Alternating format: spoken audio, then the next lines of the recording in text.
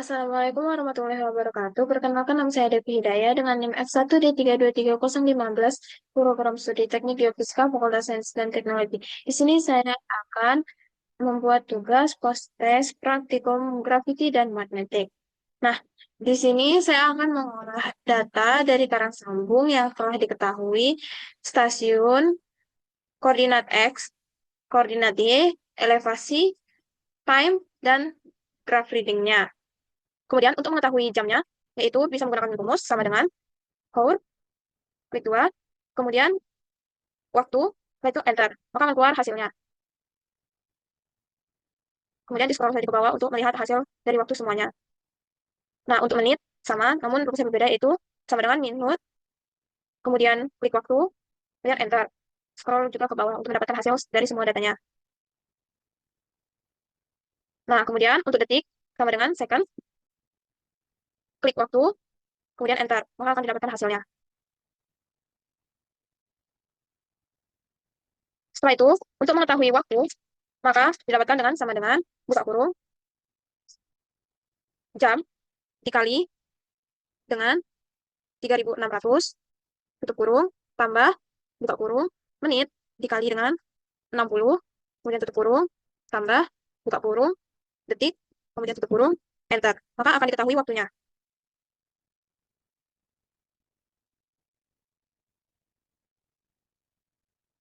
Kemudian untuk drift correction-nya, kita dapatkan dari sama dengan buka kurung, 2 kali, kemudian nilai graph reading akhir,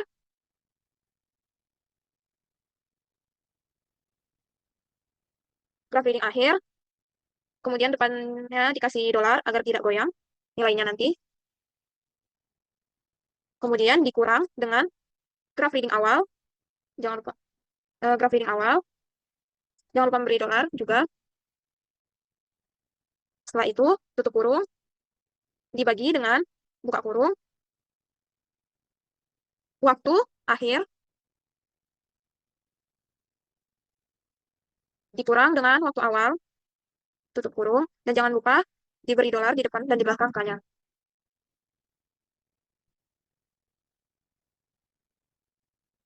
Dikali dengan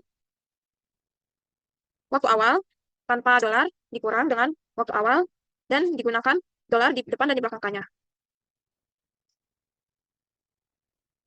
Tutup kurung 2 kali. Kemudian enter. Maka akan didapatkan nilai drift correction-nya. Seperti ini.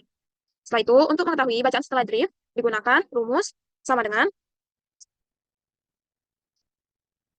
Kemudian untuk menentukan bacaan setelah drift, digunakan rumus sama dengan graph reading awal dikurang dengan drift correction awal. Enter. Setelah itu, dapatkan hasilnya seperti ini. Selanjutnya, untuk G absolut itu adalah ketetapan, di mana nilainya yaitu 978.201,346. Nah, untuk mengetahui nilai sigma G, yaitu nilai bacaan setelah drift, untuk mengetahui sigma G, yaitu dirumuskan dengan sama dengan bacaan setelah drift awal, dikurang dengan bacaan setelah drift awal, namun di depan dan di belakangnya menggunakan nilai dolar agar nilai hasilnya tidak goyang atau berubah. Dan enter. Akan didapatkan hasilnya. Seperti ini. Nah, untuk mengetahui nilai G observasinya, yaitu di mana dirumuskan dengan sama dengan ketetapan G absolut ditambah dengan sigma G yang pertama. Dan jangan lupa di depan N dan di belakang N diberi dolar. Kemudian di enter.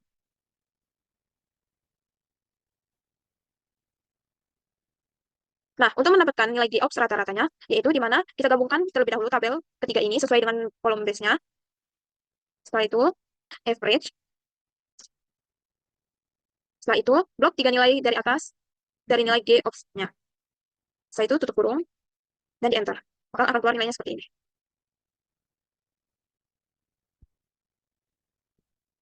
Kemudian dilanjutkan dengan mengolah data untuk mengetahui nilai long, lat, radian, latitude, geoid correction, FAC, FAA, BC, BSA, SBA, TC, dan CBA. Nilai-nilai dari koreksi tersebut. Untuk mengetahui nilai long dan lat, yaitu copy koordinat X dan Y, server 13, kemudian disalin di sana. Nah, setelah itu, untuk mencari nilai long dan latnya, klik data, kemudian ke new project coordinate. Setelah itu di sini untuk sebelah kiri source coordinate sistemnya kita ubah, yaitu pada project sistemnya UTM-nya kita ubah. Jadi di sini WGS 84. Kemudian karena kita memakai data karang sambung di mana letak UTM-nya berada pada 49S, maka kita cari di sini 49S. Kemudian kita klik. Nah, untuk di target koordinat sistemnya kita ubah menjadi geografik alat dan long. Kemudian kita cari di sini World Geodetic System 1984. Nah, maka akan muncul seperti ini. Kemudian klik OK. Nah, di sini kita dapat mengetahui nilai long dan latnya, di mana pada di sini adalah nilai longnya, kemudian untuk isinya nilai latnya. Setelah itu kita salin data ini, kita pindahkan ke Excel. Untuk mengetahui nilai radiannya, yaitu di mana dirumuskan dengan sama dengan rad, radians, kemudian klik nilai latitude awalnya, kemudian enter. Maka akan muncul nilainya seperti ini. Nah, untuk mengetahui nilai geoid correction-nya, di mana terdapat rumus ketetapannya, yaitu sama dengan 97831,8 dikali dengan buka kurung sin buka kurung nilai radian latitude awal kita pangkatkan menjadi 2. Setelah itu tutup kurung, kemudian ditambah dengan ketetapan nilai yaitu 0,0-nya 5 kali 59, kemudian dikali dengan buka kurung sin 2 dikali nilai radian latitude, kemudian tutup kurung kembali, kemudian kita pangkatkan 2 lagi, kemudian tutup kurung 2 kali, kemudian enter. Maka dapat dihasilkan nilai geoid correction-nya. Setelah itu, untuk mengetahui nilai FAC, di mana dirumuskan dengan sama dengan, untuk mengetahui nilai FAC, itu sama dengan elevasi pertama dikali dengan ketetapan yaitu 0,3085. Dan di enter. Nah, untuk mengetahui nilai FAA, yaitu sama dengan geoid rata-rata awal dikurang dengan geoid correction awal. Setelah itu ditambah dengan nilai FAC awal. Kemudian di enter. Nah, untuk mengetahui nilai BC atau Google correction-nya, yaitu di mana terdapat ketetapan 0,0419 dikali dengan nilai elevasi awal. Setelah itu dikali dengan 2,7. Tutup kurung. Kemudian enter. Nah, untuk mencari nilai SBA-nya, yaitu dirumuskan dengan sama dengan nilai FA awal dikurang dengan nilai Google correction awal. Kemudian enter. Nah, untuk nilai TC dan CBA akan didapatkan dari sebagai berikut. Nah, setelah itu buka software Global Mapper, kemudian klik Open Data File, kemudian masukkan data DEM dari Provinsi Jawa Tengah, di mana masukkan yang dalam bentuk TIFF-nya. Klik OK. Nah, setelah itu di sini kita masukkan data koordinat dari X dan Y yang sudah disalin di Notepad, kemudian disimpan, setelah itu dimasukkan ke sini. Nah, di sini di import type-nya klik point only. Nah, setelah itu setelah semuanya klik OK. Nah, di sini pre-projection-nya kita ganti ke UTM. Di sini sudah 49, short term, di sini meter sebagai S84, kemudian tinggal di OK. Nah, kemudian di sini nampak sebuah titik, kita zoom di sini.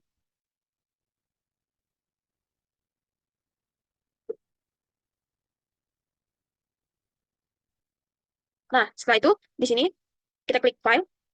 Setelah itu export.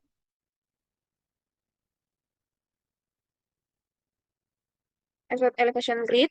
Nah, di sini kita ganti ke binary V7 format. Oke. Oke.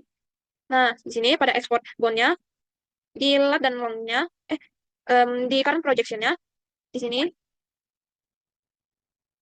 draw a box. Setelah itu karena di sini kita akan mengambil data lokalnya, maka kita ambil gambarnya yang dekat dengan titik-titiknya. Setelah itu klik OK. Oke. Kemudian di sini disimpan di tempat di mana kalian dapat menemukan filenya. Klik lokal. Di save.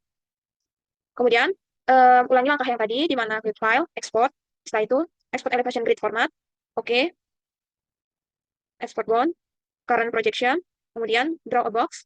Nah, karena kita akan mengambil data regional, maka datanya akan sedikit diperbesar dari data yang tadi. Sedikit akan menjauh dari titik-titiknya. Kemudian klik OK. Dua ke regional, kemudian di save. Nah, kemudian untuk menentukan nilai terrain correction dan juga anomaly hipogram mapnya, buka Oasis Montage atau software Oasis Montage. Kemudian di sini diklik database, setelah itu new database. Kemudian di sini klik nama database yang akan kalian simpan. Klik OK, kemudian akan muncul tampilan seperti ini. Klik database lagi, kemudian klik import. Di sini Excel sheet, pilih single sheet, kemudian masukkan data yang telah kalian simpan, data Excel yang telah kalian simpan tadi. Di sini kita pilih sheet and column, kemudian OK. Nah, data yang muncul akan menjadi seperti ini. Karena kita tadi menyimpannya di sheet 3, mau kita klik sheet 3. Nah, data yang kita akan pilih yaitu X, Y elevasi, kemudian nilai long lat, kemudian geoid correction, FAC, FAA, dan BC. Kemudian di sini klik OK, maka datanya akan muncul seperti ini. Setelah datanya ditampilkan seperti ini, kita klik yang full GX, kemudian load menu. Nah, setelah itu akan menjadi tampilan seperti ini. Di sini kita klik atau kita tulis Gravity, OMN, kemudian kita klik Open. Nah, setelah itu di sini akan muncul, nah di sini. Nah, kemudian di sini akan muncul tampilan Gravity. Setelah itu kita klik yang Gravity, kita klik Terrain Correction, yang create Regional Correction Grid. Nah, di sini yang bagian regional dem gridnya kita masukkan data regional yang telah kita simpan tadi. Kemudian untuk yang types-nya kita ubah menjadi yang server. Ya. Kemudian, maka tampilannya akan menjadi seperti ini. Nah, untuk yang lokal sama, kita masukkan yang lokal. Setelah itu kita ubah di sini menjadi server. Klik open. Nah, untuk outputnya di sini terserah kita akan menyimpannya di mana.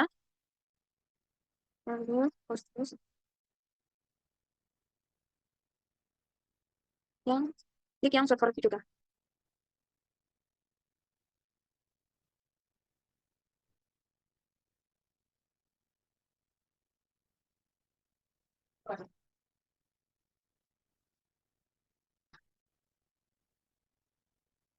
Klik di sini.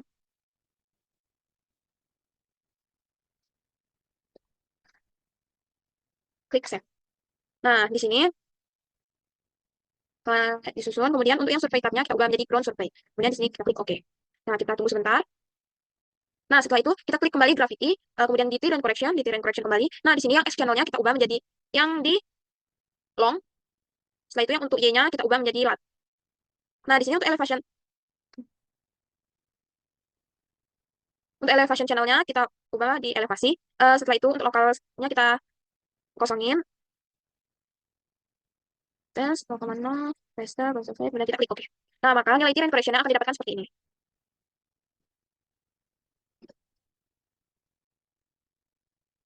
Nah, kemudian nilai Terrain Correction ini kita salin. Kita pindahkan pada Excel yang telah kita simpan tadi. Data yang telah kita dapatkan tadi, pertama kita klik di sini dulu tabelnya, kemudian kita masuk import data yang telah kita dapatkan tadi. Masih yes. Nah, di sini kita masukkan data post test yang telah diperbarui tadi. Oke. Setelah itu kita pilih sheet keempat. Nah, di sini kita hanya memasukkan data X, Y, elevasi, nilai long lat, FAC, FAA, BC, SBA, BC, dan CBA. Kemudian kita klik OK, maka datanya akan muncul seperti ini. Nah, kemudian untuk membuat peta anomali SBA dan CBA, yaitu di mana kita menuju ke grid and image, kemudian grading, and minimum curvature. Nah, di sini untuk channel to grid-nya, di sini kita pilih peta apa yang akan kita buat. Di sini saya akan membuat peta SBA terlebih dahulu. Nah, di sini untuk outputnya, kita akan save-nya di pada folder yang dapat kalian mudah untuk ditemukan. Di sini kita SBA, kemudian kita save, kemudian kita klik OK, maka akan muncul peta seperti ini. Kemudian untuk peta CBA-nya sama, ikuti langkah yang tadi, grid and image, kemudian grading, minimum curvature. Setelah itu di sini kita pilih peta CBA. Nah, di sini kita simpannya di peta CBA pula. Kalau tadi peta SBA, kemudian di sini kita akan ubah namanya menjadi CBA. Kemudian kita set. Kita klik OK, maka akan muncul peta anomali seperti ini.